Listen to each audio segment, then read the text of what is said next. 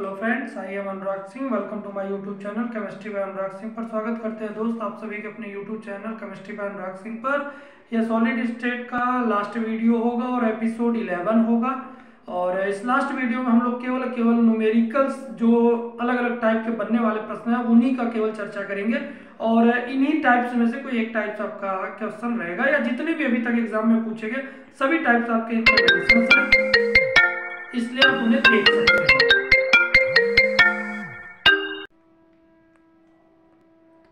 तो आप आइए पहला क्वेश्चन देख लीजिए। पहले क्वेश्चन में आपका क्या दिया हुआ है कि एक धातु बीसीसी संरचना रखता है, अंतर केंद्रित रखता है, काय केंद्रित रखता है, उसमें क्रिस्टलीकृत होता है। यदि धातु का घनत्व 5.96 ग्राम प्रति सेंटीमीटर क्यूब हो तो इकाई सेल का आयतन ज्ञात कीजिए जिसमें परमाणु द्रव्यमान कितना दिया, 50 दिया।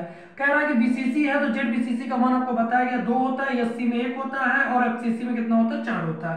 रो का मान दिया हुआ 5.96 ग्राम प्रति सेंटीमीटर क्यूब। आयतन पूछा हुआ क्या हो जाएगा, प्रश्नवाचक चिन्ह। एन का मान आप जानते ही हैं, एवोगैड्रो नंबर होता है 6.022 × 10⁻23 होता है और यम का मान कितना होता है, 50 होता है, यहाँ पर दिया है। रो बराबर क्या होता है, Z into Yama upon A cube into N होता है, जिसमें ए क्यूब जो होता है वो आयतन होता है, यहाँ पे लिखा गया है। तो जेड इंटू एम अपन भी इंटू एन हो जाएगा, क्योंकि भी निकालना है तो रो यहाँ आ जाएगा।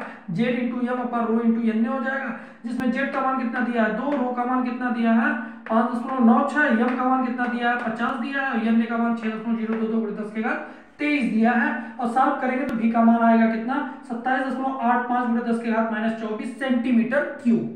तो ये हो गया पहले का जवाब जिसमें आयतन पूछा हुआ है। अगले में आते हैं, देखिए अगले प्रश्न में बदल गया। इकाई सेल की प्रकृति पूछता है। इकाई सेल की प्रकृति अगर पूछेगा तो किसका मान पूछेगा, जेड का मान पूछेगा। कैसे निकालेंगे, तो घनीय क्रिस्टलीकृत है, घनीय क्रिस्टलीकृत है तो उसमें मोलर द्रव्यमान कितना दिया हुआ है, तो वह दिया आपको 56 दिया है। घनीय क्रिस्टलीकृत है, बताया नहीं है कौन सा है, क्योंकि आपको निकालना क्या, प्रकृति निकालने से कुछ बताया नहीं है। यम का मान दिया कितना दिया 56। इकाई सेल के कोर की लंबाई कितना 290 पिकोमीटर है।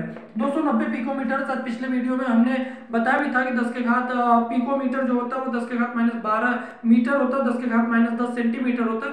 शायद न्यूमेरिकली वैल्यू में मैंने वहां पर गलती से 8 रख दिया है, बाय द वे थोड़ा सा मिस्टेक वो देख लीजिएगा, लेकिन यहाँ पर सब सही है कि 290 पिकोमीटर होता है। तो 1 पिकोमीटर में 10 के घात -12 क्या होते हैं, मीटर होते हैं।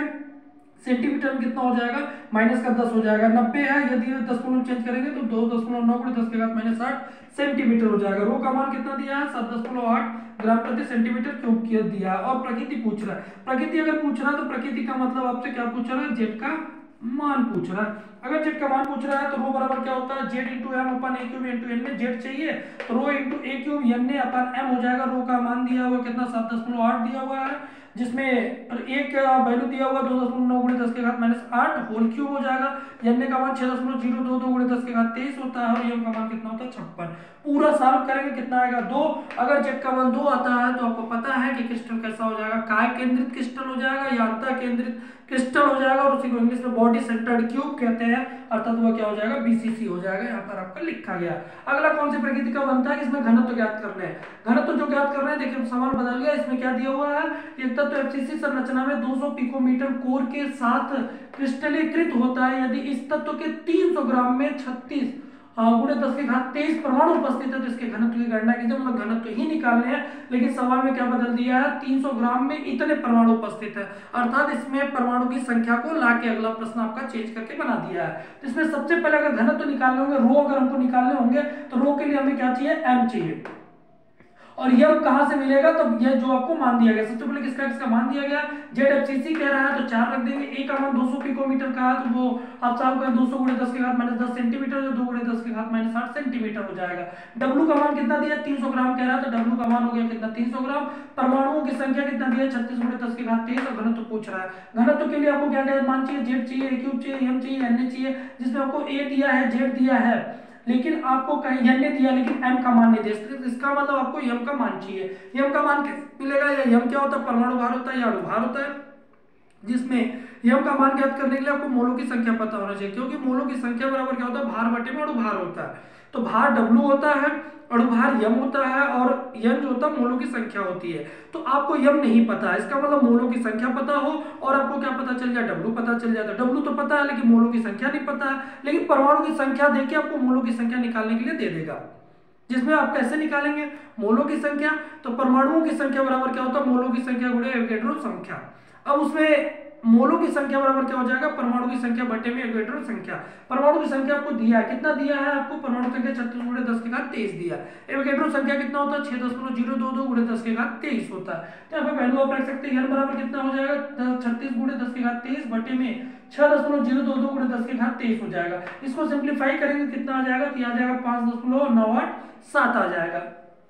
अब यहाँ से n निकाल सकते हैं, n बराबर होता है w अपन m, m इधर चला जाएगा यानी यहाँ आ जाएगा, m बराबर w अपन n हो जाएगा, जिसमें w का मान 300 है, n का मान 5.987 है।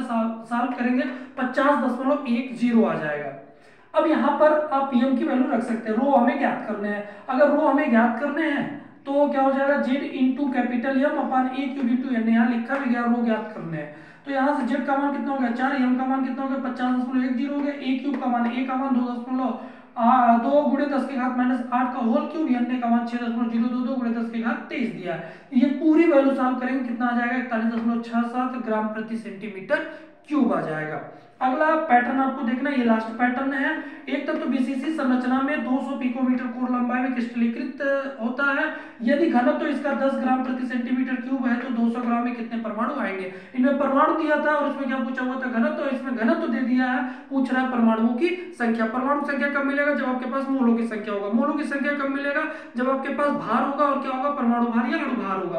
तो इसका मतलब कहीं सवाल में क्या आपको अणु भार या परमाणु भार दिया नहीं दिया, इसका मतलब आपको क्या निकालने होंगे यम निकालने होंगे। यम कहां से मिलेगा rho equal to Z into Yama upon A cube into N A से निकलेगा। तो यहाँ पे ए का मान दिया है कितना हो गया 2 गुणे 10 की घात -8 सेंटीमीटर हो गया, रो का मान 10 ग्राम प्रति सेंटीमीटर क्यूब दिया है और जेड बीसीसी कह रहा है तो जेड का मान 2 हो गया, डब्ल्यू आपको दिया हुआ है 200 ग्राम। परमाणु की संख्या आपको निकालने हैं तो आपको क्या चाहिए पहले एम चाहिए। परमाणु की संख्या कब मिलेगा जब आपके पास एम प्राप्त होगा।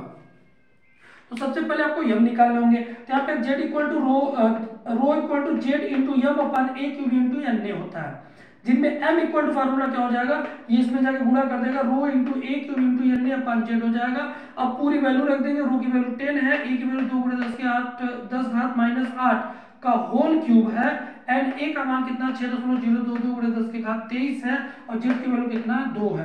पूरा सॉल्व करेंगे तो यम की वैल्यू कितना आएगा 24.09 ग्राम प्रति मोल आएगा। क्योंकि हमें चाहिए क्या यम चाहिए, यम बराबर क्या होता है डब्ल्यू अपन यम होता है, डब्ल्यू का मान 200 है, यम का मान 24.09 है, सॉल्व करेंगे 8.30 आएगा।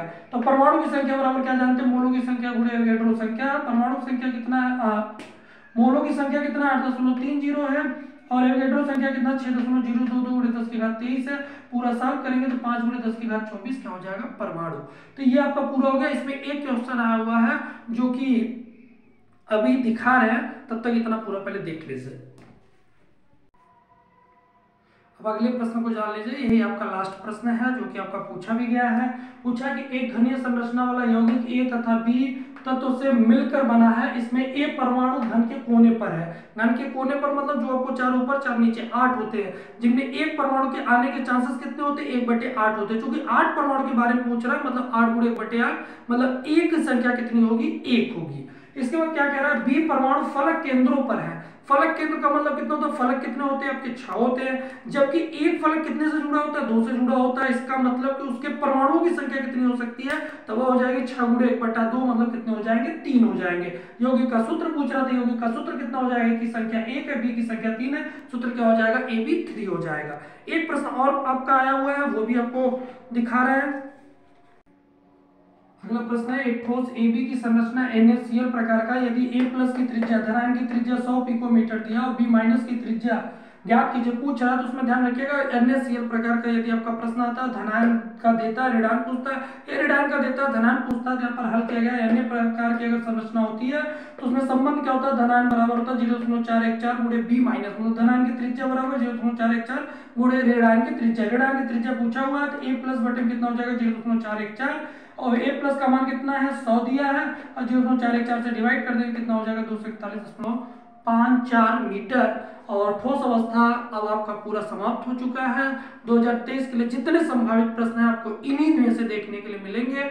यदि आपको वीडियो सेशन पसंद आया हो तो लाइक सब्सक्राइब शेयर जरूर करें, साथ ही साथ अपना फीडबैक जरूर शेयर करें। और आगे किस टॉपिक पर और आपको जानकारी चाहिए या अगला वीडियो किस टॉपिक पर आपको मिले इसके लिए आप कमेंट सेक्शन में जरूर कमेंट करें। आज के लिए इतना ही, बहुत बहुत धन्यवाद।